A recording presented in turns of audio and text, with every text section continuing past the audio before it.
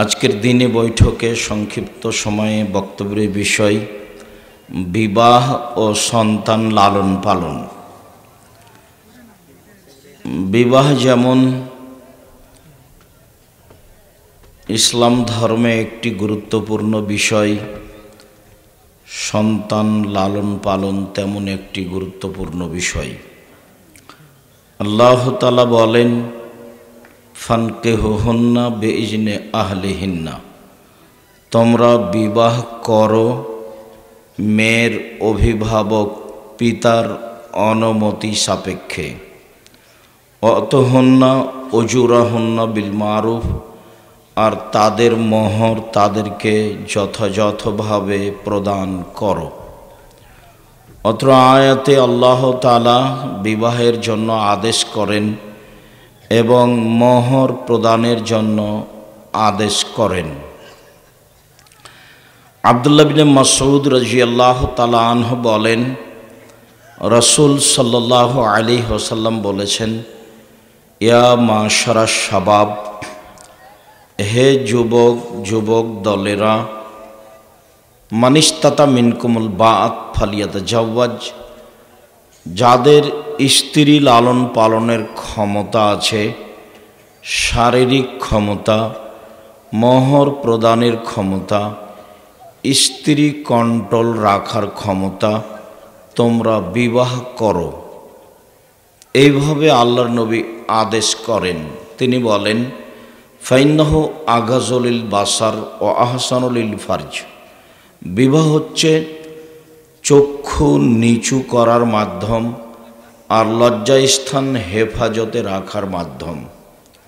বিবাহ করার পরেও যদি মানুষ নিজের স্ত্রীকে রেখে অন্য মহিলাদের দিকে দেখে, তাহলে প্রথমত সে নবীর আদেশ মানে না, দ্বিতীয়ত সে তার দৃষ্টি খারাপ, চাল চলন আচরণ খারাপ, তার চরিত্র খারাপ, এইটা প্রমাণ হবে। তার পরের অংশে বললেন, লজ্জাস্থান হেফাজতের মাধ্যম। বিবাহ করলে মানুষ আর জেনায় লিপ্ত হবে না। কাজেই বিবাহ হচ্ছে লজ্জাস্থানকে হেফাজত করার মাধ্যম।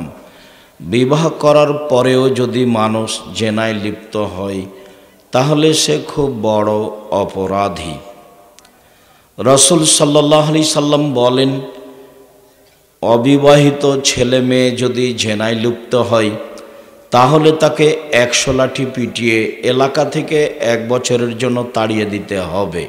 তিনি বলেন, বিবাহিত পুরুষ নারী যদি জেনায় লিপ্ত হয়, তাহলে তাকে ইট ঢেল পাথর দিয়ে মেরে ফেলতে হবে। বিবাহ করার পরে জেনায় লিপ্ত হওয়া বড় অপরাধ। সে আল্লাহর রাসূলের কথা মানেনি, অশ্লীল কাজে লিপ্ত হয়েছে, যা নেহায়াত অন্যায়। সম্মানিত দিনী ভাই বোন, অত্র আয়াত এবং হাদিসে বিবাহ করার জন্য আল্লাহ বলেন, আল্লাহর নবী বলেন বলে আমরা বুঝলাম। বিবাহ কেমন মেয়েকে করতে হবে, এ ব্যাপারে আবু হুরায়রা রাদিয়াল্লাহু তাআলা আনহু বলেন, তোমরা দাঁড়িয়ে কেন, জায়গা নাই নাকি? এই ছেলে, তোমরা দাঁড়িয়ে আছো কেন? এই যারা দায়িত্ব পালন করছেন, চেয়ারম্যান সাহেব ছেলে আপনাদের দায়িত্বে ছিল, ওই দিকে সামনে দাঁড়িয়ে আছে মানুষ কেন? একটা মানুষ দাঁড়িয়ে থাকতে পাবে না। রাত অনেক হয়েছে, আমরা অল্প কিছুক্ষণ কথা বলবো ইনশাআল্লাহ। তারপরে আমরা ঢাকার উদ্দেশ্যে বের হয়েছি, ঢাকা যাব ইনশাআল্লাহ, জামিয়া সালাফিয়া রূপগঞ্জ নারায়ণগঞ্জ ঢাকায়। আমি আন্তরিকভাবে অনুরোধ জানাচ্ছি, দয়া করে দাঁড়িয়ে কথা শোনার চেষ্টা করবেন না। তোমরা দায়িত্ব পালন করো। যারা সামনে দাঁড়িয়ে আছেন তাদেরকে বসার জন্য অনুরোধ করো।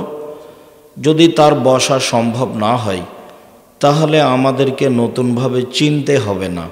অনেকেই গেছে, আপনিও যাবেন। অনেকেই আসেনি, আপনিও তার মধ্যে। দিন যত যাবে, মানুষ দিন ধর্ম থেকে তত সরে যাবে। মানুষ হয়ে যাবে কুকুর, শ্রীগাল, পশু প্রাণীর মতো। দিন ধর্ম তাদের কাছে কোনো মূল্যায়ন হিসাবে থাকবে না। জেনা পাপের কাজ নয়। এখন নেশাদার দ্রব্য, মদ খাওয়া এখন আর পাপের কাজ নয়। গান বাজনা, বাদ্যযন্ত্র এখন আর পাপের কাজ নয়। মানুষ এগুলোকে আর পাপ বলে বিবেচনা করতে পারে না। আব্দুল্লাহ ইবনে উমর বলছেন যে একদা আমি আল্লাহ রসুলের সাথে সফরে আছি, তো আল্লাহ রসুল বাদ্যযন্ত্রের শব্দ শুনলেন। সুম্মা ওয়াদা ইসবাইহে ফিউজ নাইহে, তারপর তার আঙ্গুল দুইটি তার কানের ভিতরে ঢোকালেন, ঢুকিয়ে ফানা নিত্তারিক একটু দূরে সরে গেলেন। সরে গিয়ে বলছেন, আব্দুল্লাহ ইবনে উমর হাল তাসমো শায়ান, তুমি কি কিছু এখন শুনতে পাচ্ছ বাদ্যযন্ত্র? তখন উনি বললেন, জি না, আমি শুনতে পাচ্ছি না। ফারাফা ইসবাইহে মিন ওজনাইহে, তখন আল্লাহর নবী তার দুই কান থেকে দুই আঙ্গুল বের করে নিলেন। আর এখন দিন রাত মোবাইলে বাজনা, কানে ইয়ারফোন লাগা আছে, বাজনা গানের দোকানে চলছে। কই, মানুষ তো তেমন কিছু মনে করে না। মানুষের কাছে বিড়ি, তামাক, জর্দা, সিগারেট, গুল, নেশাদার দ্রব্য খাওয়া, পান করা কোনো পাপের ব্যাপার নয়, অথচ মহাপাপ।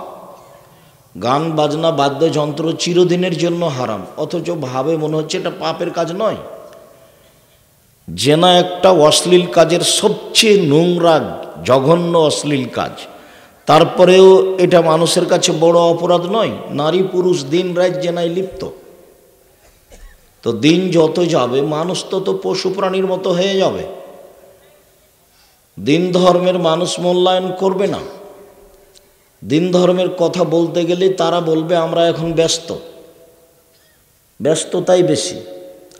এত শীতের রাতে এসে দীর্ঘ সময় ধরে বসে, সেই আসর থেকে মাগরিব থেকে এসে থেকে এত সময় বসে থেকে কোরআন হাদিস শোনা এবং মানা, এটা তো বহু দূরের কথা।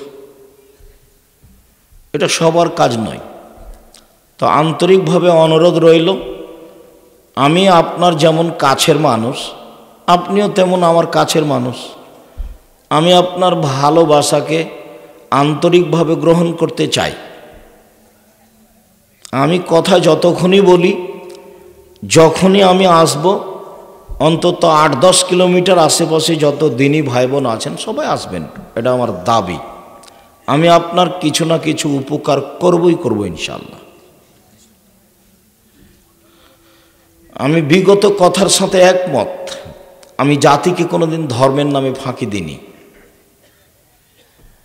আর জাতির সামনে দিন প্রচার করতে এসে আমি নিজস্ব সুবিধা কোনোদিন ভোগ করিনি, এটা তা করতেও চাই না। সম্মানিত দিনী ভাই বোন, তো আল্লাহ এবং আল্লাহ রাসূল বিবাহের জন্য বললেন, তো কেমন মেয়ে বিবাহ করতে হবে? আবু হুরায়রা রাদিয়াল্লাহু তাআলা আনহু বলেন, রাসূল সাল্লাল্লাহু আলাইহি সাল্লাম বলেছেন, তুনকাহুল মারাতু লিআরবাইন, মেয়েদেরকে বিবাহ করা হয় 4টে জিনিস দেখে। আমি সেটা বলিনি, আল্লাহ নবী বলছেন এটা পুরুষের স্বভাব। পুরুষ বিবাহ করলে 4টে জিনিস দেখে। 1, লেমালেহা, মেয়েটার বাপ ধনী কিনা, মেয়েটার টাকা পয়সা আছে কিনা। 2, অলে হাসাবেহা, মেয়েটা বংশীয় কিনা, সুবিধা অসুবিধায় কাজে আসবে কিনা। 3, অলে জামালেহা, মেয়েটা সুন্দরী কিনা। 4, অলে দিনেহা, মেয়েটা ধার্মিক কিনা। ফাজফার বেজাতির দিন, পৃথিবীর মানুষ, তোমরা ধার্মিক মেয়েকে বিবাহ করো। ওপরের 3টার ব্যাপারে তিনি কিছু বললেন না। এখন একটা ধার্মিক মেয়ে যদি বংশীয় হয় ভালো, একটা ধার্মিক মেয়ে যদি বিত্তশালী ঘরের হয় ভালো, কিন্তু বিবাহ করার সময়তে মৌলিকভাবে দেখতে হবে ধার্মিক মেয়ে। স্ত্রী যদি আপনার কন্ট্রোলে না থাকে, আপনার জীবনে জিন্দেগিতে কোনোদিন আপনি আপনার সংসার সুন্দর করতে পারবেন না, এটা অসম্ভব।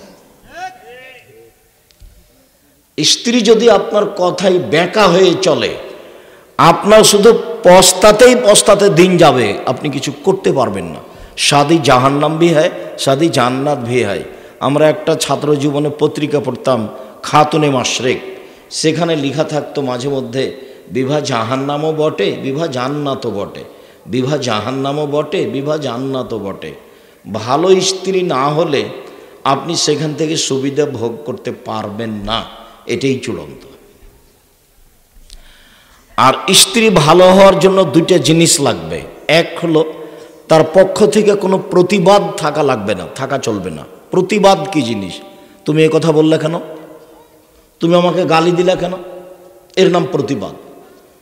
তুমি আমার মাকে এভাবে কথা বললে কেন, এর নাম প্রতিবাদ। তুমি এটা দিতে চেয়ে দিলে না কেন, এর নাম প্রতিবাদ। প্রতিবাদ যদি স্ত্রীর মুখে থাকে তাহলে এই সংসার ভালো হবে না।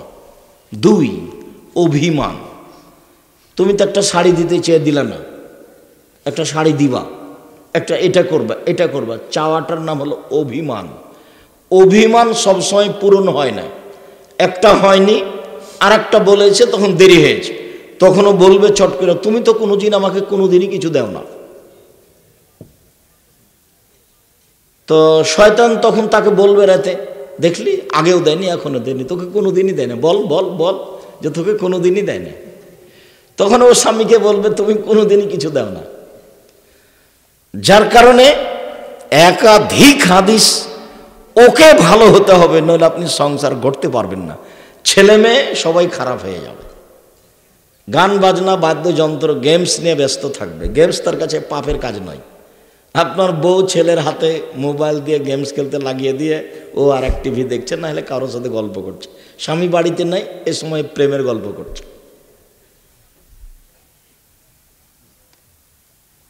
অথচ রাসূল সাল্লাল্লাহু আলাইহি সাল্লাম বলছেন, মাল্লাইবা বেনারদেশির ফাকাদ আদখালা ইয়াদাহু ফি দামি খিনজির।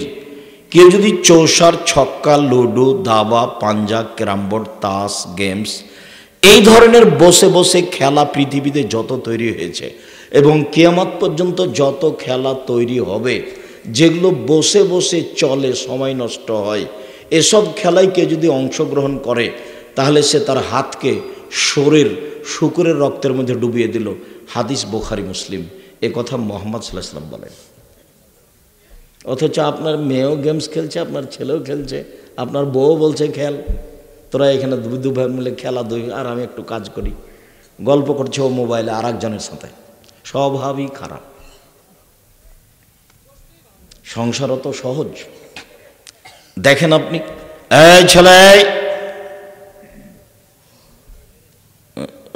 এখনো ওই যে ডান দিকে কেউ কিন্তু দাঁড়িয়ে থাকতে পারবে না, চেয়ারম্যান সাহেব, প্রয়োজনে আপনি নিজে যান। জি, আপনারা লোক কন্ট্রোল করেন। এ তো থাকার তো আমি সহজ মনে করি না, এটা কেমন কথা?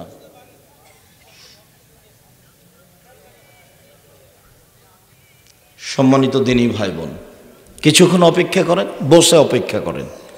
আমরা আলোচনা খুব তাড়াতাড়ি শেষ করব ইনশাআল্লাহ। তো রাসূল সাল্লাল্লাহু আলাইহি সাল্লাম বললেন যে ধার্মিক মেয়েকে বিবাহ করো। এটা এক, ধার্মিক মেয়েকে বিবাহ করো। তাহলে কিছুক্ষণ ভালো মেয়ের কথা বলি। ভালো মেয়ে কারা? এখানে তো এক বুখারী মুসলিমের হাদিসে আসলো যে ধার্মিক মেয়েকে। চলেন, আব্দুল্লাহ ইবনে আমর রাদিয়াল্লাহু তাআলা আনহু বলেন, রাসূল সাল্লাল্লাহু আলাইহি সাল্লাম বলেছেন, আদ-দুনিয়া কুল্লুহা মাতা ওয়া খায়রু মাতা'id দুনিয়াল মারাতুস সালিহা। সারা পৃথিবী সম্পদ, আর সবচেয়ে উত্তম সম্পদ হলো ভালো স্ত্রী। এবার বুঝেন তো কি জিনিস স্ত্রী? বোঝা যায় না। আদ-দুনিয়া কুল্লুহা মাতা, আল্লাহ নবী বলছেন পুরো পৃথিবী সম্পদ, টাকা পয়সা, আর পৃথিবীর সবচেয়ে উত্তম সম্পদ হলো ভালো স্ত্রী। তাহলে পৃথিবীতে সম্পদ হিসাবে সবচেয়ে ভালো সম্পদ কি? স্ত্রী। ও যদি ভালো না হয় তাহলে আপনার সংসার ভালো হবে না, এ কথাই ঠিক। আপনি কুলাতেই পারবেন না। ও বলবে একটা, আপনি বলবেন আর একটা, আপনি করবেন একটা, ও করবে আর একটা, বুদ্ধিও কম।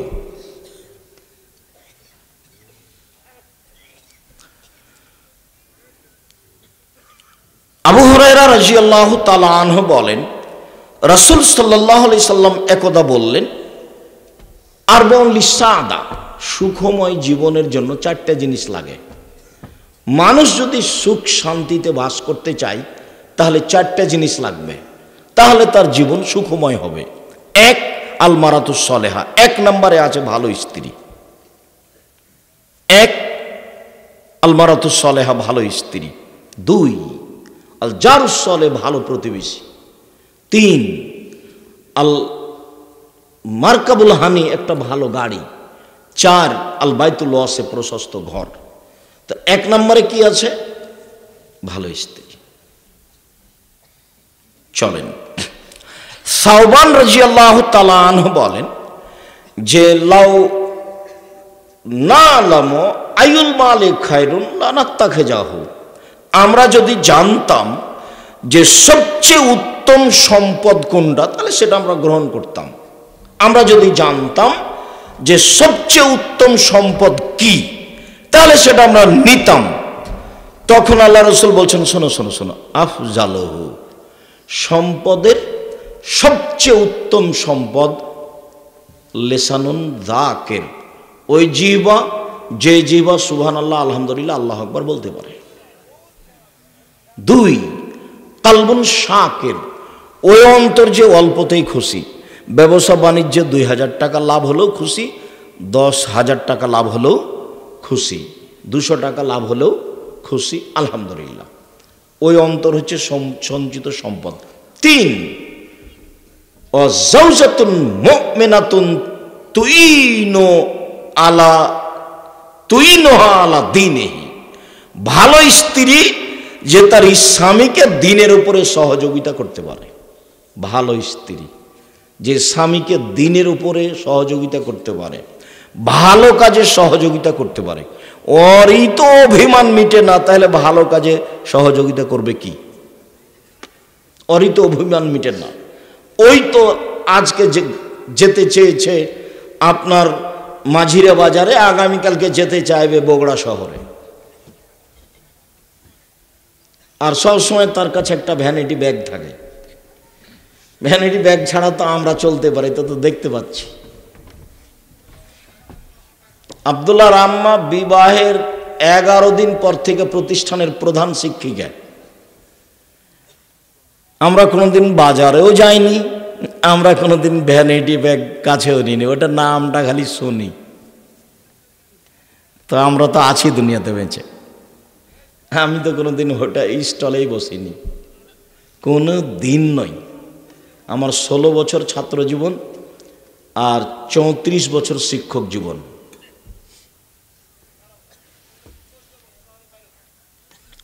সম্মানিত দিনী ভাই বোন, একজন স্ত্রী তার স্বামীকে দ্বীনের উপরে সহযোগিতা করবে।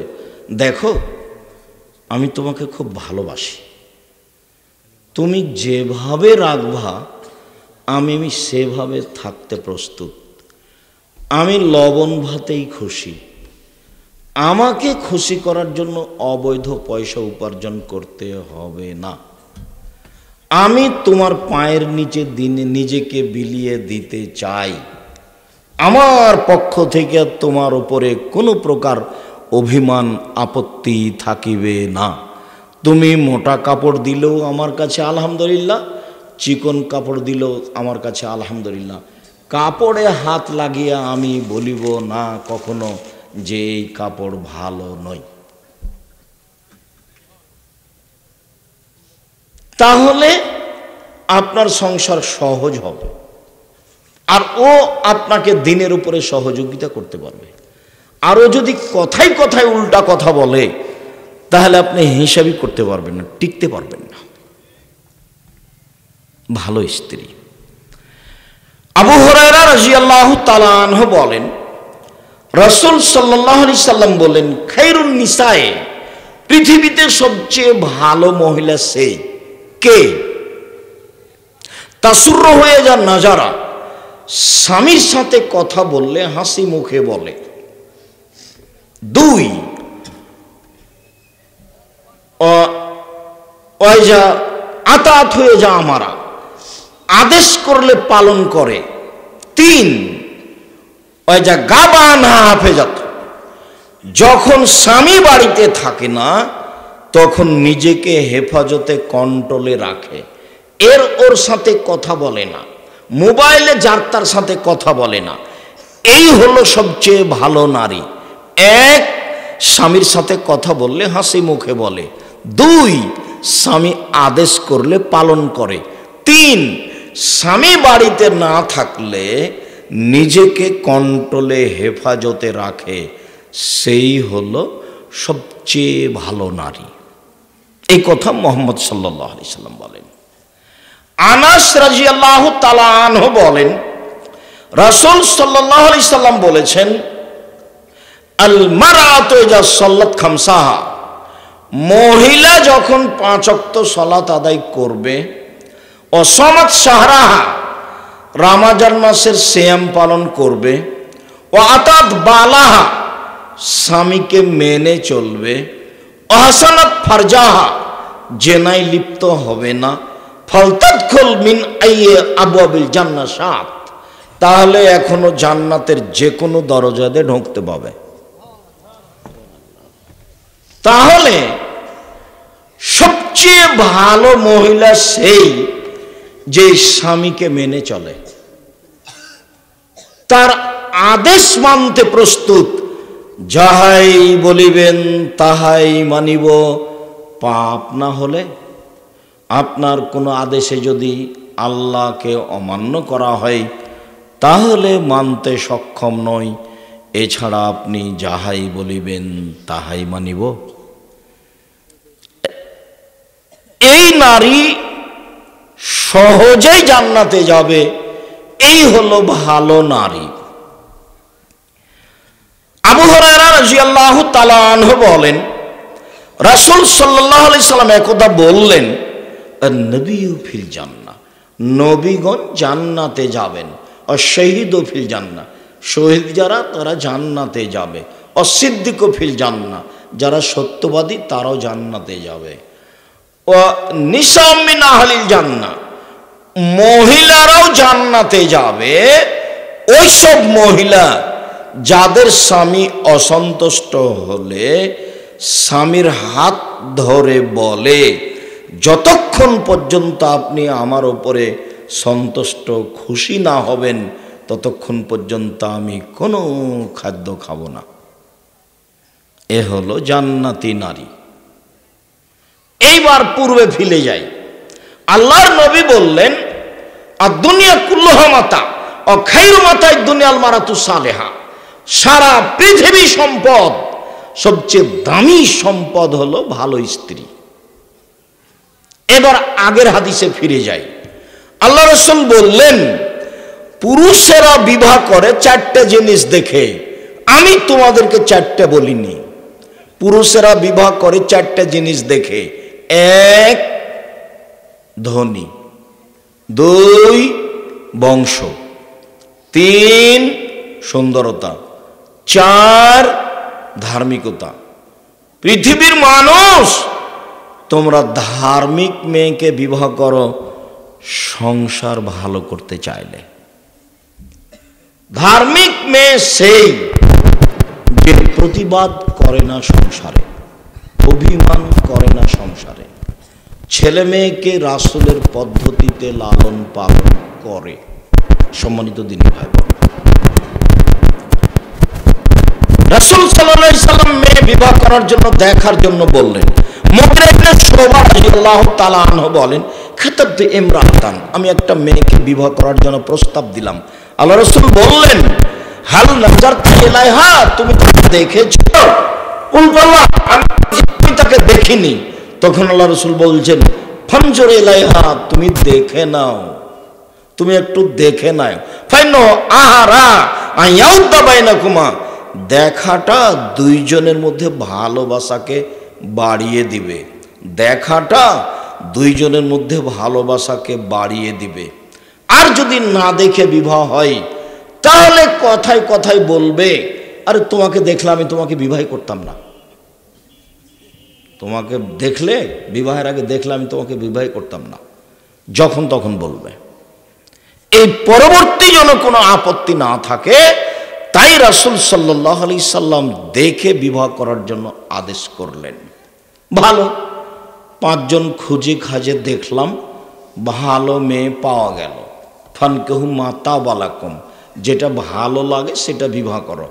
আল্লাহ বলছেন যেটা ভালো লাগে সেটা বিবাহ করো। এবার এই লোকটা এই যে খুঁজতে লাগলো, মানে বারে মেয়েকে তো এই কথা বলা হয়নি যে তুমি ভালো স্বামী গ্রহণ করো, পুরুষকে বলছে তুমি ভালো মেয়ে গ্রহণ করো। ও তো খুশি হয়ে গেছে, একে দেখে ওকে দেখে, একে দেখে ওকে দেখে, ঘুরতে ঘুরতে ঘুরতে ল্যাংড়াটা পছন্দ হয়েছে। ও বুঝতে পারেনি যে রশি একটা দেওয়া আছে গলায়, ওটা তাকদির, ওটা তাকদির। ঘুরতে ঘুরতে ঘুরতে মা বলবে আব্বু ওই মেয়েটা তো বেশি সুন্দরী। তুলছে আম্মা সুন্দরী বটে, কিন্তু ওদের বাড়িতে আপ্যায়ন ভালো ছিল না, ওরা যেটা খাওয়ার ব্যবস্থা করেছে ওটা আমাকে ভালো লাগেনি, বরং পরের যেটা মেয়েকে দেখলাম এদের চালচলন আমাকে ভালো লেগেছে। ঠিক আছে, তাহলে এদের চালচলন যখন ভালো লেগেছে সেটাই করো। তাহলে ফানকাহুমা তাবালাকুম, তোমার যা পছন্দ তা দেখে বিবাহ করো। তো মনে করেছে সবচেয়ে সুন্দরীটা বিবাহ করব, কিন্তু ঘুরতে ঘুরতে এখানে আসলাম। এটা নাম তাকদীর। এরপরেও রাসূল সাল্লাল্লাহু আলাইহি সাল্লাম যেভাবে দেখতে বললেন সেভাবে দেখে বিবাহ করতে হবে রাসূলের পদ্ধতিতে। বিবাহের পূর্বে সবাই মিলে দেখা হবে না, মা খালা ফুফুকে নিয়ে দেখতে যাওয়া যেতে পারে, বাপ দেখতে পাবে না, বন্ধু বান্ধব দেখতে পাবে না, হারাম।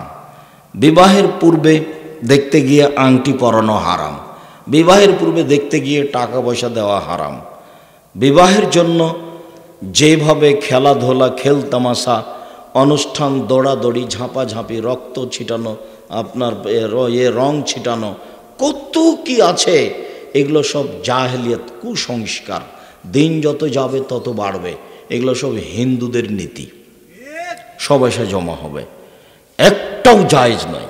এভাবে গান বাজনা, বাদ্যযন্ত্র, গান বাজনা টোটালে হারাম, অথচ গান বাজনা ছাড়া বিবাহই হচ্ছে না। আর বড় মেয়েদের নাচ, বড় মেয়েদের গীত, কত কি, তার তো কোনো হিসাবই নেই। সব কাপুরুষ, যাদের মেয়েরা ওই বাড়িতে গিয়ে গান বাজনা করে, নাচে, হলুদ মাখায়, এদের বাপ এদের মা হলো একেবারে কাপুরুষ, একেবারে ঘৃণিত বাপ, একেবারে ঘৃণিত। এরকম বাপকে আমি খুব অন্তর থেকে ঘৃণা করি। ওর কারণে এই পরিবারটা নষ্ট হয়েছে। কেন যাবে? সাথে সাথে বিবাহের পূর্বে কোন প্রকার অনুষ্ঠান নাই। হলুদ মাখতে হবে এর কোনো বিধান দুনিয়াতে নেই। মাখতে পারে, হলুদ গায়ে দিতে পারে, ওর মা দিবে, ওর খালা দিবে, ওর ফুফু দিবে, ওর বোন দিবে। ওর ভাবি কেন এখানে? ওর চাচাতো বোন কেন এখানে? তাহলে তো সূচনাতেই জেনা। আল্লাহর নবী বলছেন লা তুবাশশিরুল মারআতু আল মারাতা, একজন মহিলা একজন মহিলার গায়ে হাত লাগাতে পারে না। কেন? ফাতানাথা লিজাওজিহা কান্নাহু ইয়ানজুরু ইলাইহা, যদি গায়ে হাত লাগায় তাহলে তার শরীরটা নরম, সাদা না শক্ত এটাও বুঝবে। তখন সে তার স্বামীর সামনে বলবে, তার বাপ ভাইয়ের সামনে বলবে, তখন তার স্বামী তাকে অন্তরের চোখে দেখবে। একটা মেয়েকে অন্তরের চোখে দেখা হারাম। একজন মাওলানা সাহেব হাই স্কুলে ছেলে মেয়ে একসাথে বসে পড়ে, সেখানে শিক্ষকতা করতে পারে কি করে? কলেজ তো থাকলোই।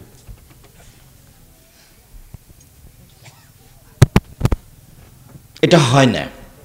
আবু হুরায়রা রাদিয়াল্লাহু তাআলা আনহু বলেন রাসূল সাল্লাল্লাহু আলাইহি সাল্লাম বলেছেন লা ইয়ানজুরু রাজুলু ইলা আওরাতির রাজুলি, একজন মানুষ একজন মানুষের ঢেকে রাখা অঙ্গ দেখতে পারে না। ওয়ালা তানজুরুল মারাতু ইলা আওরাতিল মারাতে, একজন মহিলা একজন মহিলার ঢেকে রাখা অঙ্গগুলি দেখতে পারে না। ওয়ালা ইউফসির রাজুলে রাজুলে ফি সাবিন ওয়াহিদ, একজন পুরুষ আর একজন পুরুষের সাথে এক বিছানে, এক লেপে, এক চাদরে শুইতে পারে না। ওয়ালা তুবজিল মারাতু ইলাল মারাতে ফি সাবিন ওয়াহিদ, একজন মেয়ে আর একজন মেয়ের সাথে এক লেপে এক বিছানে শুতে পারে না। যার এই হাদিস জাজল্য প্রমাণ করে যে মেয়ে মেয়েতে জেনা করবে, করবে, যেটা এখন বাস্তব হচ্ছে। কিভাবে সেটা পরের কথা। কিন্তু নারী নারী যে জেনা করবে করে, যার কারণে রাসূল সাল্লাল্লাহু আলাইহি ওয়াসাল্লাম টোটালি নাকাজ করে দিয়েছেন।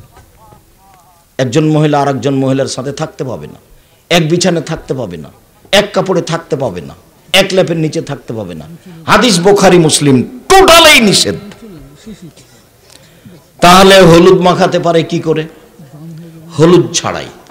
মুরব্বীদেরকে নিয়ে বিবাহ করতে যেতে হবে, বিবাহের বৈঠকে কোনো কিছু থাকবে না, কিবলামুখী হয়ে বসতে হবে না। কি হলো? তো আপনারা কথা বললেন না, একজন কাজ করছে ওই নিয়ে যাবে। আচ্ছা ওকে, একজন নিয়ে যান, একজন ধরে নিয়ে যান, একজন বা দুইজন। সম্মানিত দ্বীনী ভাই বোন, বলছিলাম যে রাসূল সাল্লাল্লাহু আলাইহি সাল্লামের পদ্ধতিতে বিবাহ পড়াবেন। বিবাহের বৈঠকে বরকে কেবলামুখী থাকতে হবে না, মোহর কম বাঁধতে হবে, ফাঁকি দেওয়া মোহর বাঁধতে হবে না। বিবাহ পড়ানোর পরে যেসব পদ্ধতি আছে সেগুলো একটাও জায়েজ নয়। বউ বাড়িতে নিয়ে গিয়ে সেই বাড়িতে বাসর ঘর সাজাতে হবে, এ কথাই ঠিক। বাপ মা সাজাবে। তোমরা ওকে ছাড়লে কেন? অজব কথা। থাকবে কেন? নিয়ে যাও, ও তো বুঝে না। পাগলা ধরে লাগলে।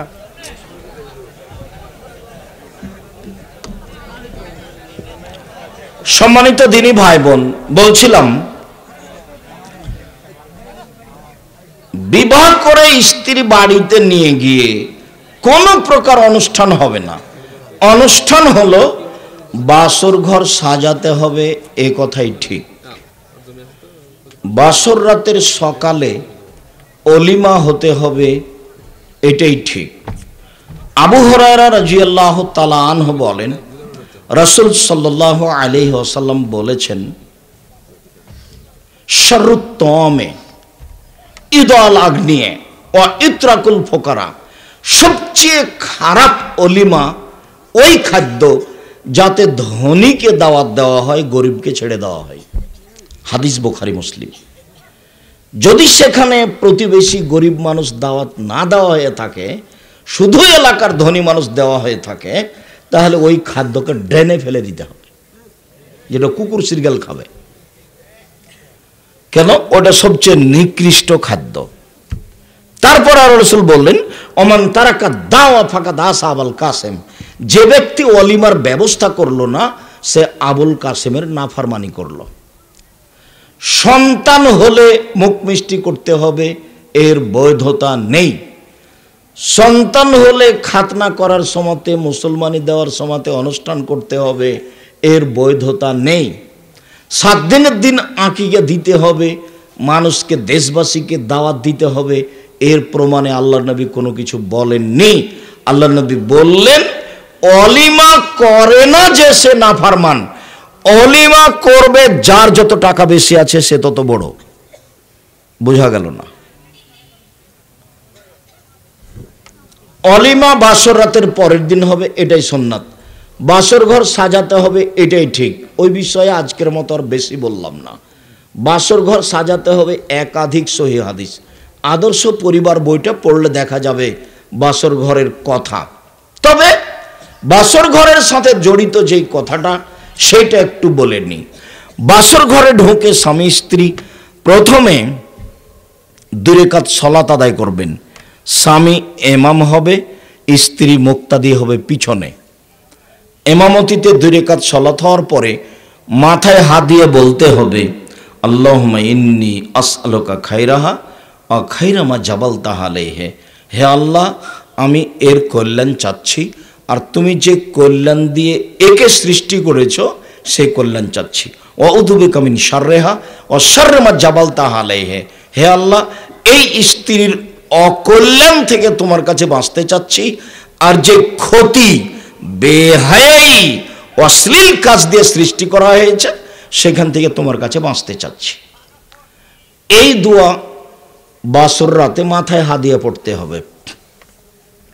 তারপরের জীবন দাম্পত্য জীবন, ইবনে আব্বাস রাদিয়াল্লাহু তাআলা আনহু বলেন, আল্লাহর নবী বলেছেন, লাউ আন্না আহাদাকুম আইয়াতিয়া আহলাহু, তোমাদের কোন ব্যক্তি যদি তার স্ত্রীর নিকটে যায়, ফাকালা, তারপর সে যদি বলে, আল্লাহুম্মা জান্নিবনা শাইতানা, হে আল্লাহ তুমি আমাকে আর আমার স্ত্রীকে শয়তান থেকে বাঁচাও, অজান্নিবি শাইতানা মা রাযাকতানা, আর আমাদের দুইজনের মিলনে যে সন্তান দিবা এই সন্তানকে শয়তান থেকে বাঁচাও। এখন আল্লাহ রাসূল বলছেন যে ইউকাদ্দারু বাইনাহুমা যালিকা লাইজুরহু শয়তান আবাদা, এখন যদি তাদের কোনো সন্তান পেটে আসে, শয়তান এই সন্তানের কোনো ক্ষতি করতে পারবে না। তাহলে বাসর রাতে যদি মাথায় হাত দিয়ে এই দোয়া না হয়, মিলনে যদি এই দোয়া না হয়, তাহলে ওই ছেলে অন্যায় অবিচার করবে, লুটতরাজ করবে, জেনাচুরি করবে, পড়াশোনা করবে না, গান বাজনায় মত্ত থাকবে, দুই কানে ইয়ারফোন লাগা থাকবে, এটাই ঠিক। কেন? হাদিস তো বুখারী মুসলিম। এখন তো এই বাচ্চার উপরে শয়তান লেগে আছে। আবার বাক্যটা অনুবাদ করি। আল্লাহ রাসূল বলছেন, তোমাদের কেউ যদি তার স্ত্রীর নিকটে যায়, সে যদি বলে বিসমিল্লাহ, আমি আল্লাহর নামে মিলন, পারিবারিক জীবন মিলন আরম্ভ করলাম, আল্লাহুম্মা জান্নিবনা শাইতানা, হে আল্লাহ তুমি আমাদের দুইজনকে শয়তান থেকে রক্ষা করো, ও জান্নাবি শয়তানা মা রাযাকতানা, আর আমাদের যে সন্তান দিবা এই সন্তানকে এই শয়তান থেকে রক্ষা করো। বাক্য শেষ।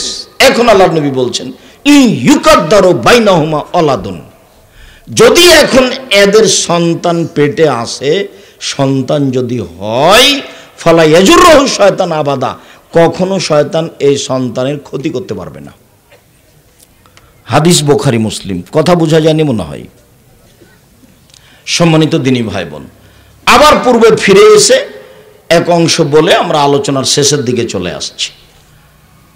বিবাহের ব্যাপারে জরুরি কথা যে রাসূল সাল্লাল্লাহু আলাইহি সাল্লাম বলেছেন, দেখে বিবাহ করো, দেখে বিবাহ করা ভালো। এরপরে রাসূল সাল্লাল্লাহু আলাইহি সাল্লাম বলেছেন যে লা নিকাহা ইল্লা বিওয়ালিন, পিতা ছাড়া বিবাহ হবে না, অভিভাবক ছাড়া বিবাহ হবে না, ওয়ালা নিকাহা ইল্লা বিশাহিদাইনি, দুইজন সাক্ষী ছাড়া বিবাহ হবে না। আয়েশা রাদিয়াল্লাহু তাআলা আনহা বলেন, আইয়ুমা ইমরাতিন নাকাহাত বেগারে ইজনি ওয়ালিহা ফানিকাহুহা বাতিল ফানিকাহুহা বাতিল ফানিকাহুহা বাতিল, কোন মেয়ে যদি বাপের অনুমতি ছাড়াই বিবাহ বসে, সেই বিবাহ বাতিল, সেই বিবাহ বাতিল, সেই বিবাহ বাতিল, কোর্টের বিবাহ বাতিল, কোর্টের বিবাহ বাতিল, কোর্টের বিবাহ বাতিল। আবু হুরায়রা রাদিয়াল্লাহু তাআলা আনহু বলেন, আল্লাহর নবী বলেছেন, লা তুজাব্বিজুল মারাতু আল মারাতা, একজন মহিলা একজন মহিলার বিবাহ দিতে পারে না, ওয়ালা তুজাব্বিজুল মারাতু নাফসাহা, কোন মেয়ে নিজে নিজে বিবাহ বসতে পারে না। এই কথা বলার পর আল্লাহ রাসূল বলছেন, ইন্না জানিয়া হিয়া আল্লাতী তুজাব্বিজু নাফসাহা, সেই মহিলা ব্যভিচারিণী যে নিজে নিজে বিবাহ বসেছে, বাপকে না বলে যে বিবাহ বসেছে, সেই মহিলা ব্যভিচারিণী। বাপ ছাড়া বের হয়ে গিয়ে কোর্টে বা কাজীর কাছে যে বিবাহ হয়েছে, সেই বিবাহতে যদি 10 ছেলে হয়, সবটাই জারজ অবৈধ সন্তান। শেষ পর্যন্ত যদি তার বাপ মরে যায়, তার ভাই মরে যায়, যেগুলো ছেলে অবৈধভাবে হয়েছে, সেই ছেলে অভিভাবক হয়ে মায়ের বিবাহ পড়াবে। একদিন না একদিন তাদের বিবাহ হতেই হবে। বিবাহ যদি না হয়ে দুনিয়া থেকে মারা যায়, তোবারও সুযোগ হয়নি, জেনা অবস্থায় দুনিয়াতে উভয় বিদায় নিয়েছে, বিবাহ হতেই হবে। যেই বাপ রাগ করে মেয়েকে বাড়িতে নেবে না বলে ঘোষণা দিয়েছে, সে বাপ একটা কাপুরুষ ঘৃণিত বাপ। সে নিজেও বুঝমান নয়, বুদ্ধিমান নয়, ধর্মকর্ম বুঝে না, নিজেরও বুদ্ধি নাই, ধর্মকর্ম বুঝে না। তুমি যে এত ক্ষমতাশীল, তো বেটি চলে গেল কেন? তুমি যে এত প্রভাবশালী, নিজের মর্যাদাকে হিসাব করো। জিন্দেগিতে সে মেয়েকে আনবো না, মেয়েকে টুকরা টুকরা করে নদীতে ভাসিয়ে দেবো। ওহ, কত তার মর্যাদা, মর্যাদার হিসাব করে।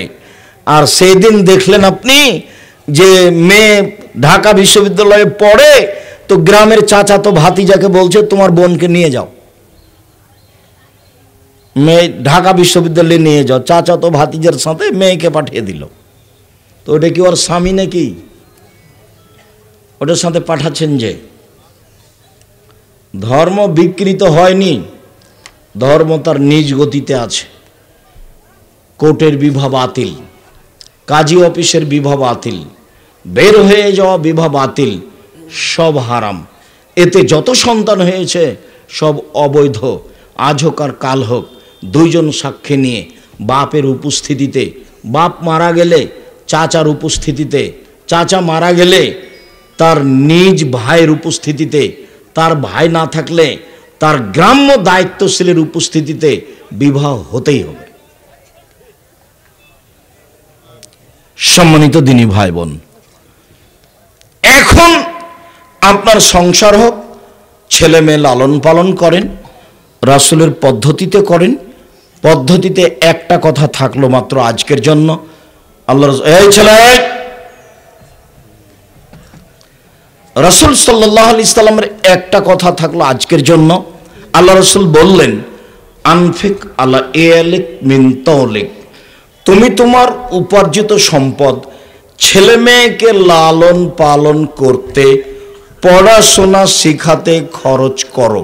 আবার বুঝেন, এই ছেলে আমার দিকে খেয়াল করো, কার গায়ে হাত দিয়ে বসে আছো?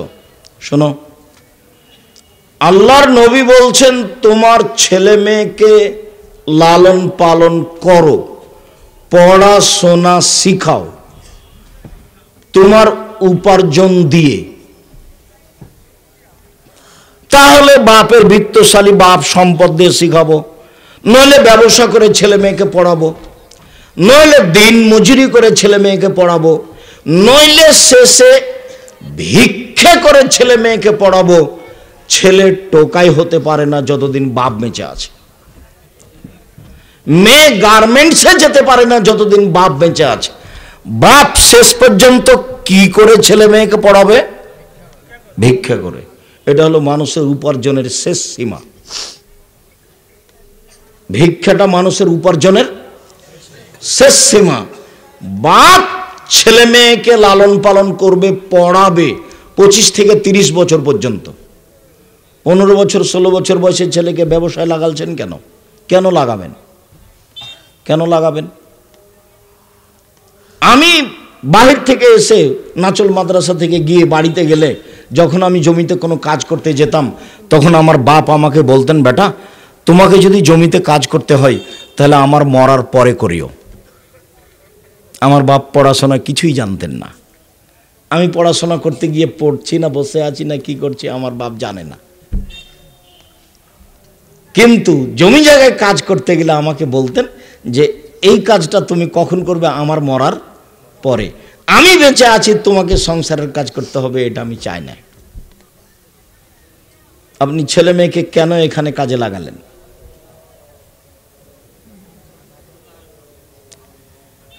আর আরেকটা কথা যেটা যখন তখন বলে থাকি, সেটা হলো, এটা একটা দুঃখজনক কথা, এটা একটা স্বাভাবিক কথা।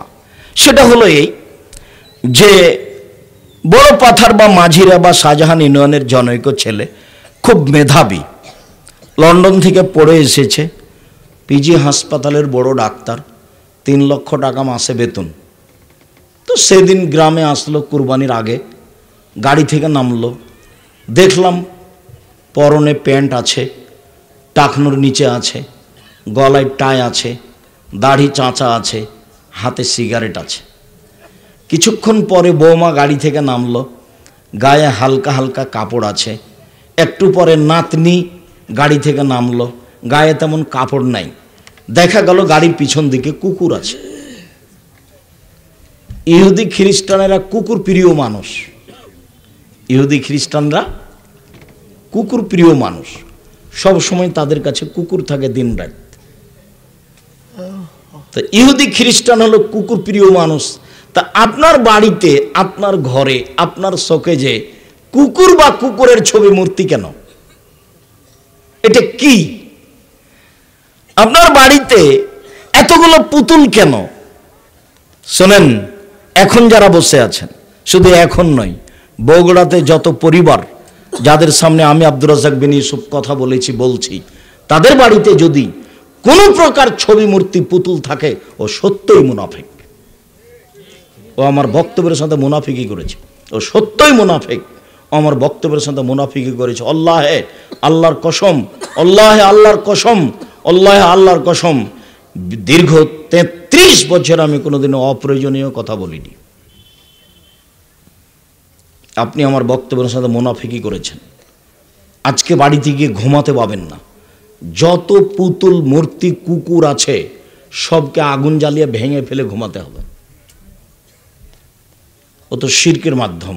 ওগুলো কেন রেখেছেন? শুধুমাত্র আপনার ওই ছবিটা থাকবে যেটা পাসপোর্ট সাইজের ছবি আছে বাড়িতে, পাসপোর্টের ছবি। আপনার ছেলে মেয়ের স্কুলে যেটা প্রয়োজন সেটা থাকবে, বাকি সব আজকে রাত্রে জ্বালিয়ে দিতে হবে, ছিঁড়ে ফেলতে হবে। আপনার স্ত্রীর, আপনার বোনের, আপনার ভাইয়ের, আপনার শালিকার, যার যা আছে। মুনাফিকি করবেন না বক্তব্যের সাথে।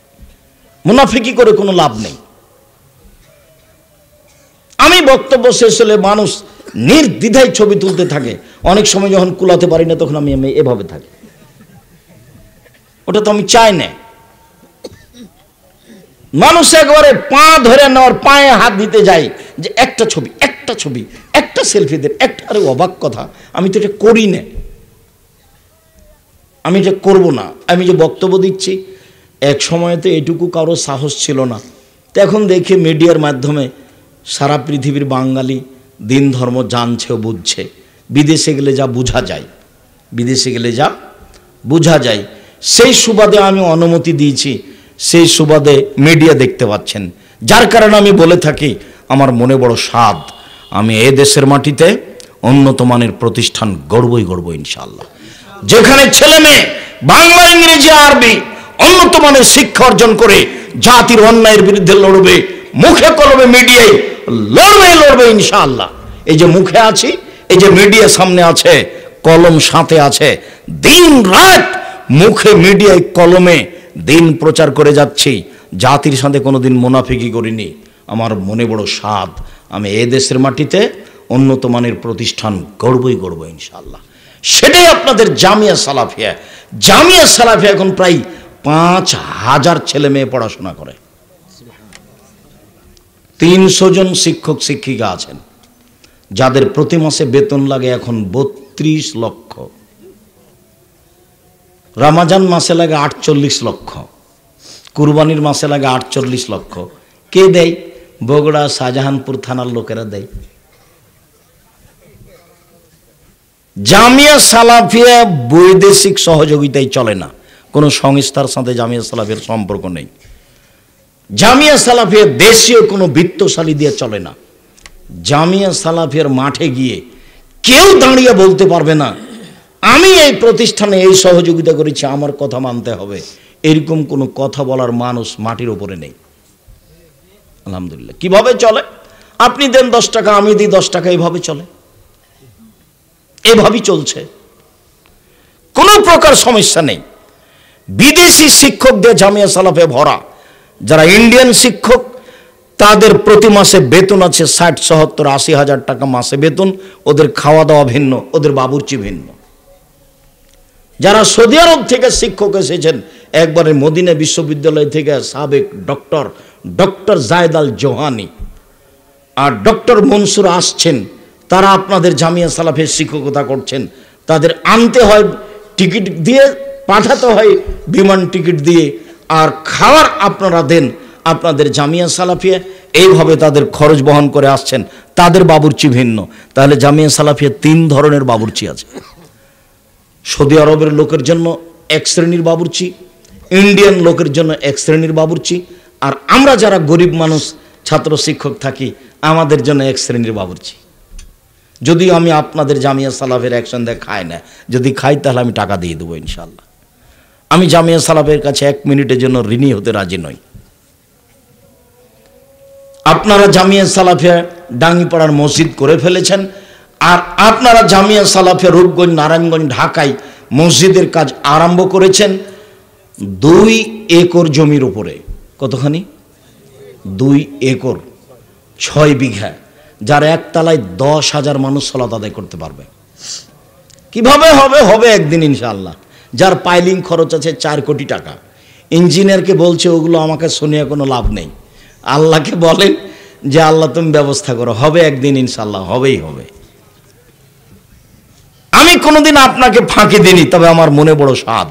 লক্ষ লক্ষ টাকা খরচ করে আল ইতিসাম পত্রিকা আপনারা বের করছেন, লক্ষ লক্ষ টাকা খরচ করে আপনারা দাওয়ায়ে আল্লাহর কাজ করছেন। হঠাৎ একদিন দেখছি গাড়ির গায়ে লেখা আছে দাওয়ায়ে আল্লাহ। আমি বললাম আব্বু আর দাওয়ায়ে আল্লাহটা কি? তখন আমাকে বলছে আব্বু আমি তো লন্ডন এসব দেশ ঘুরে দেখলাম যে ইহুদি খ্রিস্টান বিদ্যার বুদ্ধি বিক্রি করে খায়। তো যদি সত্য সত্যই শিক্ষা আমরা অর্জন করতে চাই তাহলে আপনার মতো দাওয়াতি কাজ করে হবে না, তাহলে আগে সূচনায় যেতে হবে। তাই সারা দেশ জুড়ে মক্তব ভিত্তিক শিক্ষা কার্যক্রম এবং মক্তব ভিত্তিক মসজিদ ভিত্তিক দাওয়াতি কার্যক্রম চালু করব। এই সুবাদে ও কাজ করছে, অল্প দিনের মধ্যে প্রায় 350 মতো মক্তব চালু করেছে। সারা দেশব্যাপী মক্তব চালু করবে, যার জন্য বই পুস্তক লিখেছে, যার জন্য সিলেবাস তৈরি করেছে, যার জন্য ইমাম প্রশিক্ষণ চলছে। প্রতি মাসে জামিয়া সালাফে ইমাম প্রশিক্ষণ চলছে। যারা যাবে আসবে প্রতিষ্ঠানের খরচে, যারা খাবে প্রতিষ্ঠানের ফ্রি থাকবে খাবে। এরা আপনার জামিয়া সালাফে প্রশিক্ষণ নেবে। সারা দেশ জুড়ে মক্তব ভিত্তিক কাজ চলছে, যেখানে শিক্ষা কার্যক্রম এবং দাওয়াতি কার্যক্রম চলবে। আমার স্বাদ, আপনাকে আমি ফাঁকি দিইনি সম্মানিত দিনী ভাই বোন। কাজেই আপনি মূল্যায়ন করবেন, আপনার ছেলে মেয়ে আপনাকে গড়তেই হবে। এই ছেলে, আরো 2টা বাক্য আছে। এক,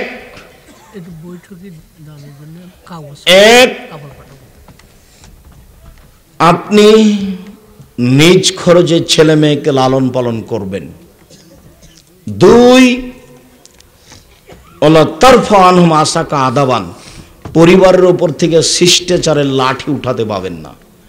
শক্ত হাতে পরিবার কন্ট্রোল করতে হবে, লাঠি উঠাতে হবে না। মানে ছেলে মেয়েকে শক্ত হাতে লালন পালন করতে হবে। 3, অখিফু ফিল্লাহ, সব সময় ছেলে মেয়েকে আল্লাহর ভয় দেখাতে হবে। একসাথে 3টা বাক্য আছে, এখনো বুঝাতে পারিনি।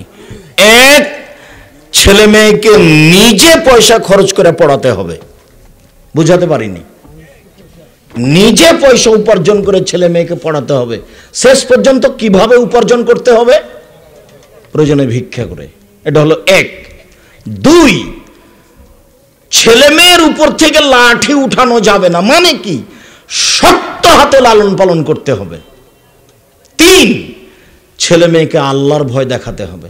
শিরক করলে পাপ হয়, বেদাত করলে পাপ হয়, মারামারি করলে পাপ হয়, চুরি করলে পাপ হয়, মিথ্যা কথা বললে পাপ হয়। এভাবে চলো না, মানুষকে অপমান করো না, চিৎকার করে কথা বলো না, দোকানে বসে আড্ডা পিটিও না, ছবি দেখিও না, মোবাইলে ব্যবহার করো না। দিন রাত ছেলে মেয়েকে কে বলবে? বাপ মা। 3টা বাক্য থাকছে, আমার বাক্যগুলি নয়, এগুলো কার মুখের বাক্য? রাসূল সাল্লাল্লাহু আলাইহি ওয়াসাল্লামের। 1, বাপ নিজে পয়সা উপার্জন করে ছেলে মেয়েকে পড়াবে। 2, শক্ত হাতে ছেলে মেয়েকে কন্ট্রোল করবে। 3, ছেলে মেয়েকে আল্লাহর ভয় দেখাবে। সম্মানিত দিনী ভাই বোন, বিবাহ ছেলে মেয়ে লালন পালনের আপাতত আজকের মতো সংক্ষিপ্ত কথা বলে, যেহেতু এই প্রতিষ্ঠানের অবস্থা ভালো এখন বুঝতে পারছেন, আজকের এবছরে বুঝতে পারলেন। আপনারা অনেক পয়সা দান করেছেন, এটাও বুঝলাম। আপনারা সবাই যার যতটুকু সম্ভব দান করে যাবেন। আর যেসব বই পুস্তক আছে, ও 2রা ফেব্রুয়ারি সম্মেলন এতে দিনাজপুর জামিয়া সালাফ আসেন, আমি যাই, আপনিও যাবেন দেখতে। আর 7-8 মার্চ হলো রূপগঞ্জ নারায়ণগঞ্জ, প্রায় 51 বিঘা জমির উপরে ওই প্রতিষ্ঠান যাবেন। আমি সবাকেই মক্তবের যে বই আদর্শ শিক্ষা আর ফিকহুস সালাফ, এই বইগুলির সাথে সাথে অন্য যত বই আছে দুয়ারও, আর যার যতটুকু সম্ভব যেটুকুই হোক, কেউ খালি হাতে যাবেন না। বৈঠকি দানে অংশগ্রহণ করবেন। সকল দিনই ভাই বোনকে বৈঠকি দানে অংশগ্রহণ করার অনুরোধ জানিয়ে, সেটা যেটাই হোক, নিজে যদি আসতে কষ্টকর হয়, কারো হাতে 10 টাকা দিয়ে পাঠাবেন। আমি আপনাকে বৈঠকি দানের অনুরোধ জানিয়ে, বইগুলি কোথায় আছে? বইগুলি হাতের বামে আছে। বইগুলি বিশেষ করে যেগুলো মক্তবের জন্য চালু করা হয়েছে, আর আমার দিনী বোনদের জন্য যেটা আছে, কেন এই নির্যাতন কি তার প্রতিকার, সম অধিকার নয় মর্যাদা চাই। আর বেগম রোকেয়া বলেছে কেন হব অবরোধবাসিনী, আমরা হলাম অবরোধবাসিনী। তাই বেগম রোকেয়ার কথার বিরুদ্ধে লেখা আছে কেন হব অবরোধবাসিনী, সেই বইটিও সংগ্রহ করুন। সাথে সাথে আমি খাকসার আমার যেসব বইগুলি আছে, সলাতের উপরে, মনের একদিন আসবে, দোয়ার উপরে, কে বড় লাভবান কে বড় ক্ষতিগ্রস্ত, আদর্শ নারী, আদর্শ পরিবার,